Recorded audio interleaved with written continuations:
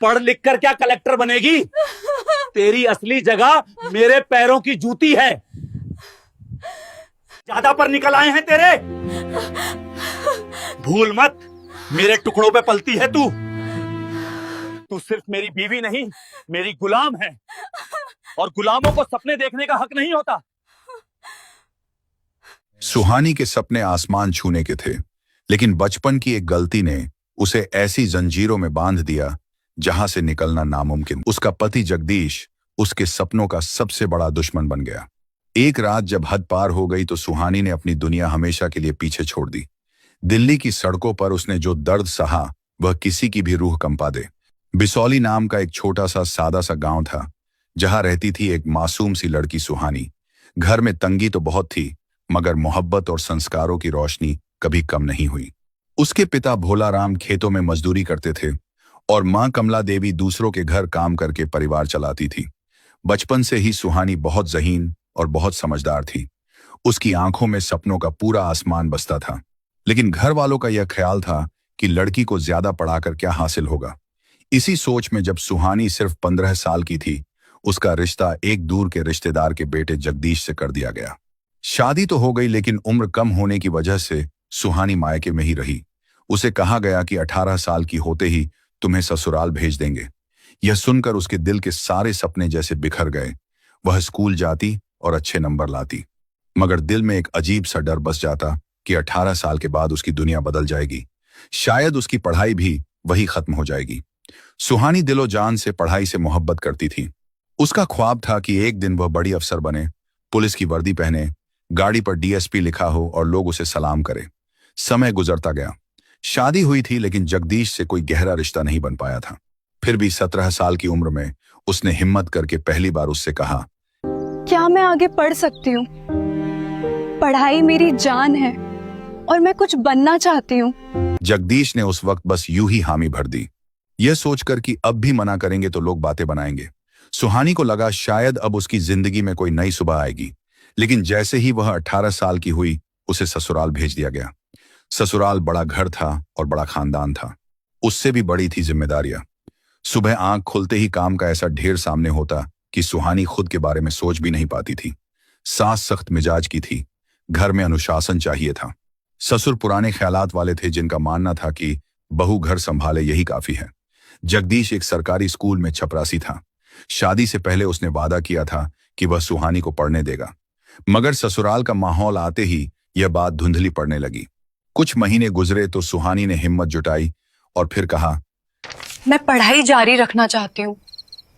क्या मैं आगे पढ़ सकती हूँ? जगदीश ने चौंक कर देखा और बोला, अब कैसी पढ़ाई? घर का काम देखो।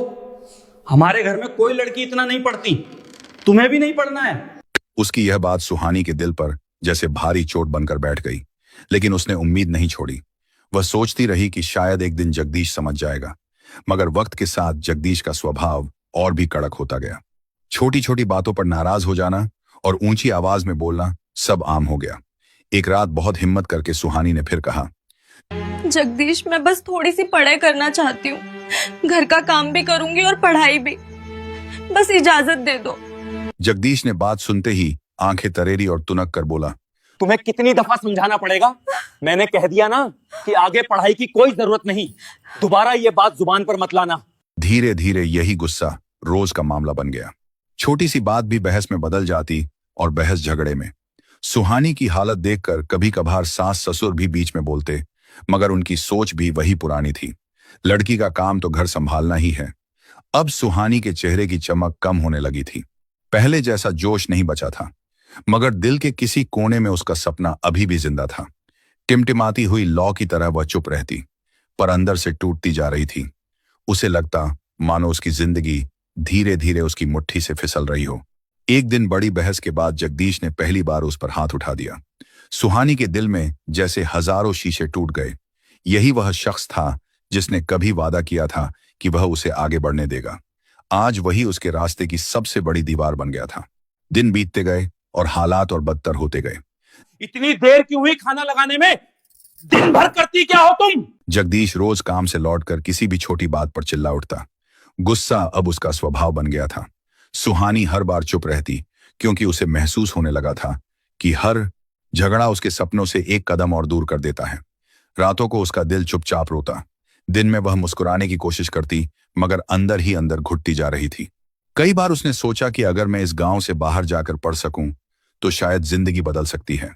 उस रात भी जगदीश का गुस्सा हद से बढ़ गया था। अपमान की आग में तड़पती हुई सुहानी अपने कमरे में अकेले बैठी थी। खिड़की से आती हल्की चांदनी कमरे में फैल रही थी। सब कोई सो चुका था, लेकिन उसकी आंखों से नींद बहुत दूर थी। उस पल एक चीज पहले से ज्यादा मजबूत हो चुकी थी, और वह था उसका इरादा। सुहानी ने मन ही मन फैसला कर लिया, अगर मैं यही रही तो मेरी जिंदगी इसी तकलीफ में खत्म हो जाएगी।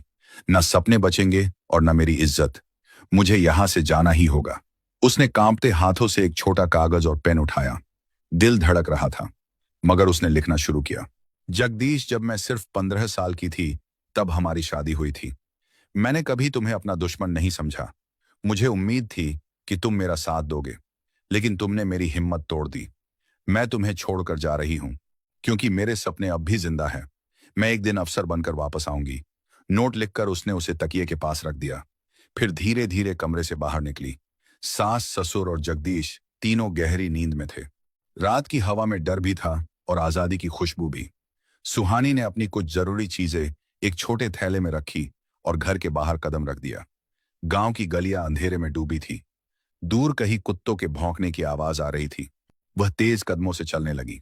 डर था, लेकिन उसके सपने उससे भी बड़े थे। स्टेशन गांव से 5 किलोमीटर दूर था। कोई सवारी नहीं थी, बस उसके पैर और उसका इरादा साथ था। रास्ते में कई बार लगा कि कोई देख ना ले, मगर वह रुकी नहीं। उसके दिल में बस एक ही आवाज गूंज रही थी, मुझे अफसर बनना है, मुझे अपनी जिंदगी बदलनी है। करीब 1 घंटे बाद वह स्टेशन पहुंची। पैसे बहुत कम थे, फिर भी उसने दिल्ली का टिकट लिया, क्योंकि उसे पता था कि बड़े सपनों के लिए बड़ी जगह चाहिए। सुबह होने से पहले ट्रेन आई।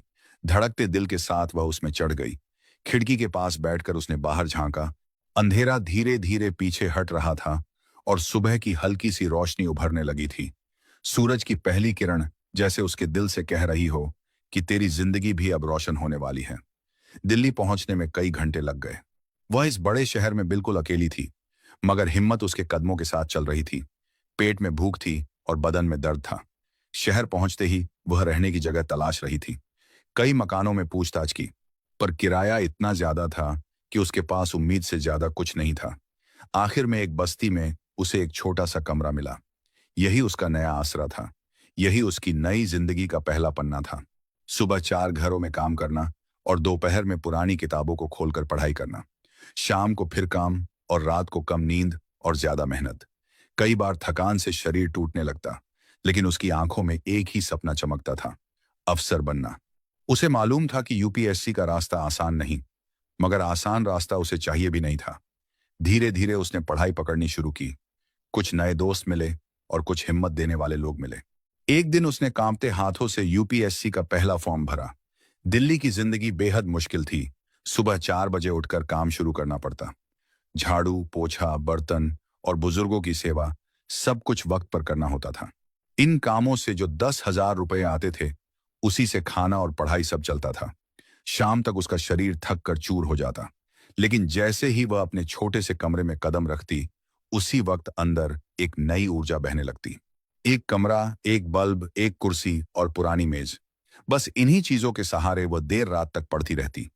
कोचिंग के पैसे नहीं थे, तो उसने पुरानी किताबें खरीदी। लाइब्रेरी में बैठकर दिन भर पढ़ाई करती। कई बार भूख सताती तो वह बस पानी पीकर खुद को संभाल लेती। कई बार नींद आंखें बंद कर देती तो वह चेहरा धोकर फिर बैठ जाती।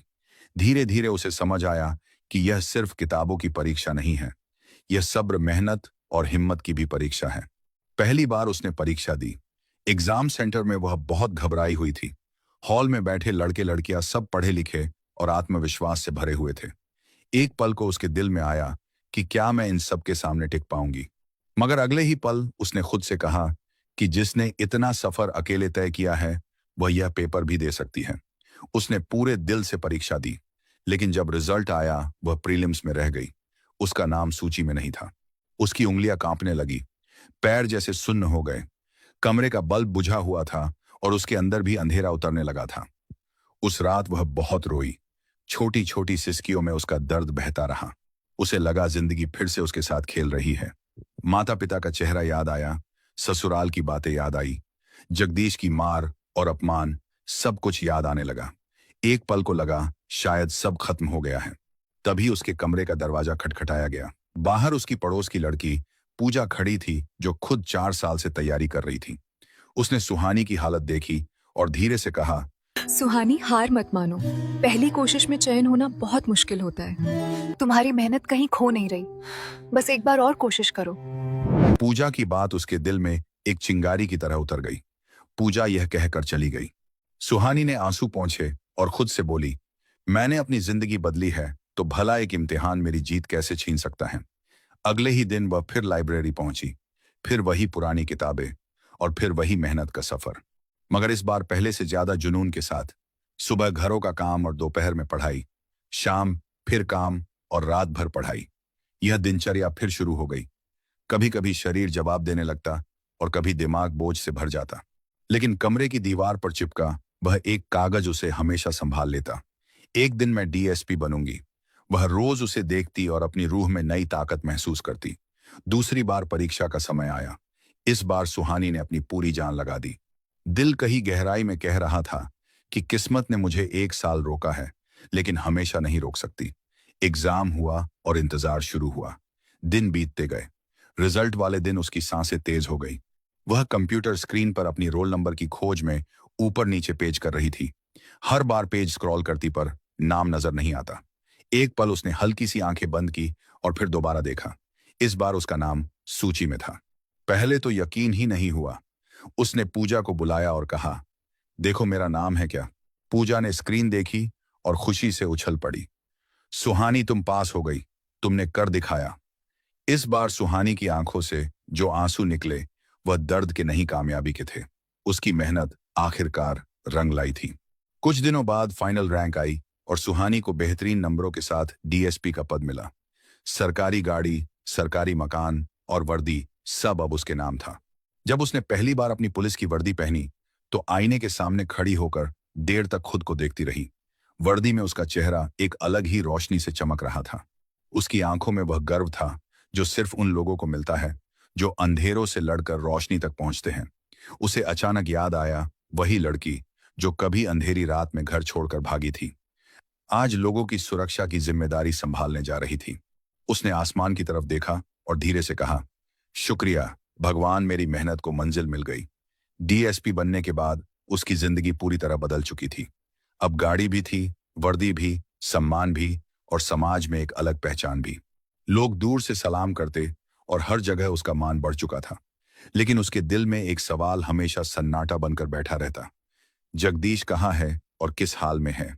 जब वह ससुराल गई थी तो घर खाली मिला था, दरवाजे पर ताला जड़ा हुआ था। पड़ोसियों ने बस इतना बताया कि जगदीश और उसका परिवार किसी वजह से अचानक गांव छोड़कर चले गए। कहाँ गए और क्यों गए किसी को पता नहीं। यह बात सुहानी के दिल में कहीं गहरी धंस गई।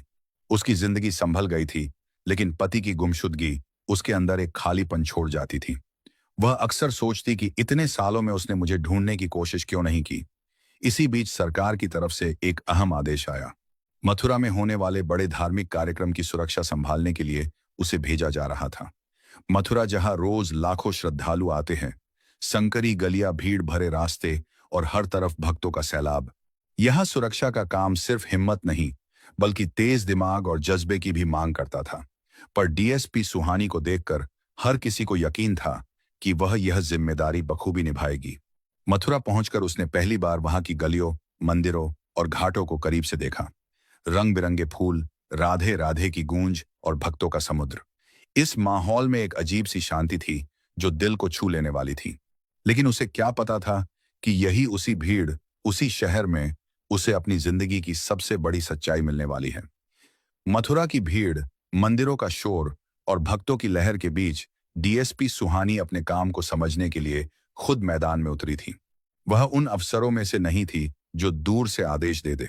वह हर मोड़, हर चौराहे और हर मंदिर के बाहर की स्थिति खुद अपनी आंखों से देख रही थी।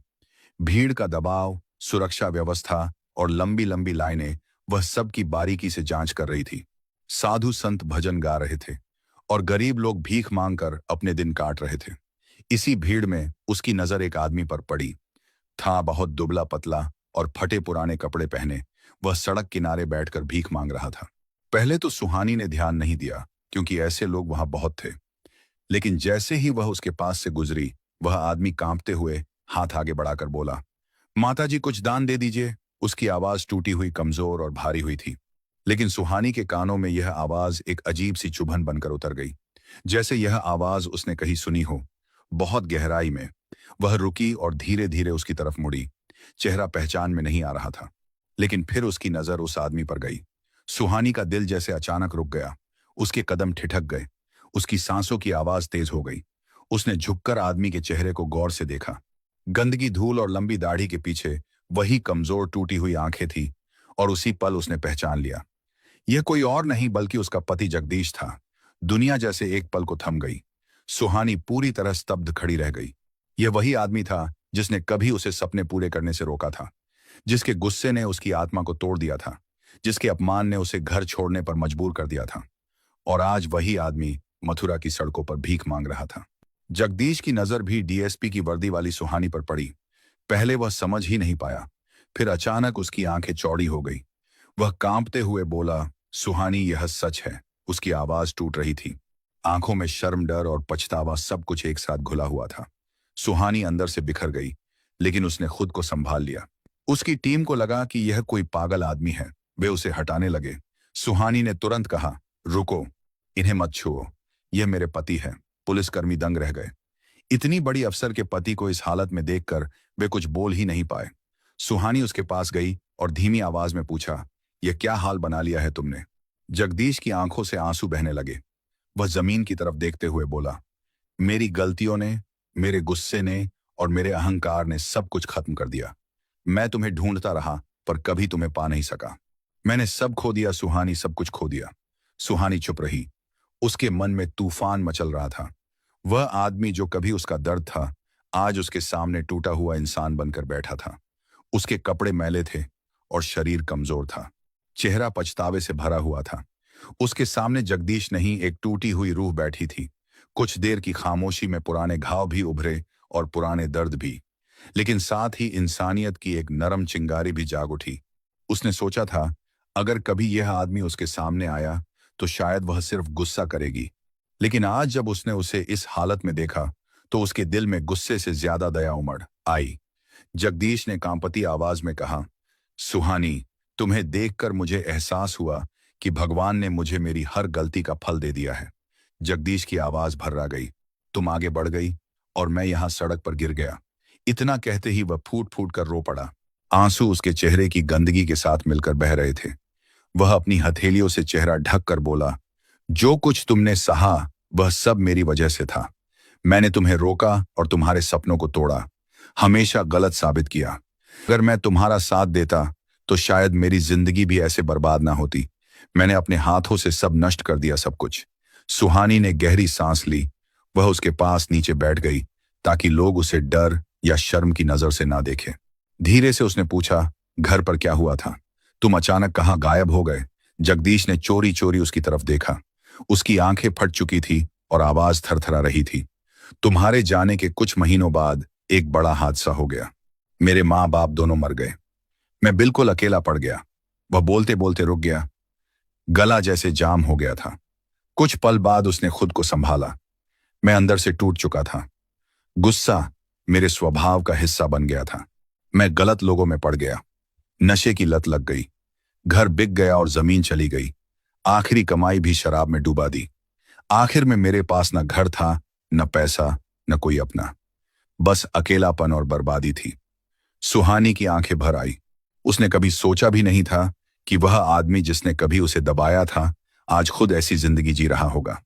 दुनिया में बहुत लोग गलतियां करते हैं, लेकिन बहुत कम लोग अपनी गलती स्वीकार करते हैं। सुहानी ने नरम आवाज में कहा, जगदीश, हाँ, तुमने गलतियां की, लेकिन इंसान गलतियां करता है।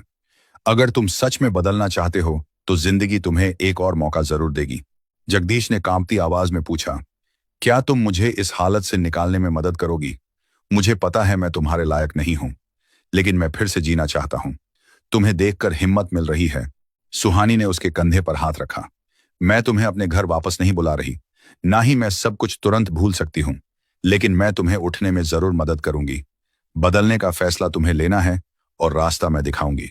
जगदीश फिर रो पड़ा, हाथ जोड़कर बोला, मैं बदल जाऊंगा सुहानी, बस एक बार सहारा दे दो, मैं खुद को साबित कर दूंगा। उस पल मथुरा की हवा जैसे थम गई। दूर मंदिरों में मंगला आरती की घंटियां बज रही थी। माहौल में एक अजीब सी पवित्रता थी, मानो भगवान खुद इस पल को देख रहे हो। सुहानी ने तुरंत अपनी टीम को आदेश दिए, इन्हें साफ सफाई कराओ, खाना खिलाओ और डॉक्टर को दिखाओ। कुछ ही घंटों में उसका चेहरा धुल गया। लंबी दाढ़ी काट दी गई, बाल ठीक कर दिए गए और कपड़े बदल दिए गए। वह पहले जैसा तो नहीं लगा, लेकिन अब कम से कम एक इंसान की तरह दिखने लगा। सुहानी उसे पास के हॉस्पिटल ले गई, जहां लोग नशे की गिरफ्त से बाहर निकलकर अपनी जिंदगी दोबारा शुरू करते थे। डॉक्टर ने कहा, मैडम, हम इनका पूरा इलाज करेंगे, समय लगेगा, लेकिन यहां इन्हें अच्छा माहौल मिलेगा। जगदीश डरते हुए बोला, तुम मुझे छोड़कर चली तो नहीं जाओगी? सुहानी हल्का सा मुस्कुराई, नहीं, मैं तुम्हें छोड़कर नहीं जाऊंगी, लेकिन मैं तुम्हें उस जिंदगी में भी वापस नहीं ले जाऊंगी जहां से मैं भाग कर आई थी। तुम्हें पहले खुद को सुधारना होगा। जब तुम अपनी जिंदगी संभाल लोगे, तब हम दुनिया को बताएंगे कि गलती करने वाला इंसान भी अगर सच्चे दिल से पछता ले तो जिंदगी उसे दूसरा मौका देती है। जगदीश पूरी तरह ठीक हो गया, लत छूट गई और शरीर संभल गया। शुरू कर दी गई। नौकरों के कमरे भी चेक किए गए। आराध्या के छोटे से कमरे की भी तलाशी ली गई, लेकिन वहां पर कुछ नहीं मिला। अब सब लोग उलझन में थे। तभी अचानक एक छोटी लड़की लड़की बोली, ये हमारे कमरे में रखी थी, मैं कल खेलते खेलते इसे अपने कमरे में ले गई थी। एक पल के लिए सन्नाटा छा गया। सबको अपनी गलती का एहसास हो रहा था। उस दिन आराध्या ने एक बात गहराई से महसूस की कि किसी गरीब पर शक करना लोगों के लिए कितना आसान होता है। उस शाम ईशान बगीचे में बैठा था और आराध्या पौधों को पानी दे रही थी। ईशान ने उसे आराध्या ने हां में सिर हिलाया। ईशान बोला, तुम यहां कब से काम कर रही हो?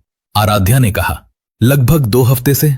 ईशान ने मुस्कुराते हुए कहा, अगर किसी चीज की जरूरत हो तो बेझिझक बता देना है। आराध्या अब घर के काम में पूरी तरह परफेक्ट हो गई थी। एक रात घर में एक बड़ी मीटिंग थी। कुछ बड़े बिजनेसमैन आए हुए थे। आराध्या चुपचाप सबको चाय दे रही थी। तभी अचानक एक आदमी ने कहा, ईशान, तुम्हारी की उसके सामने नौकरानी बनकर खड़ी है।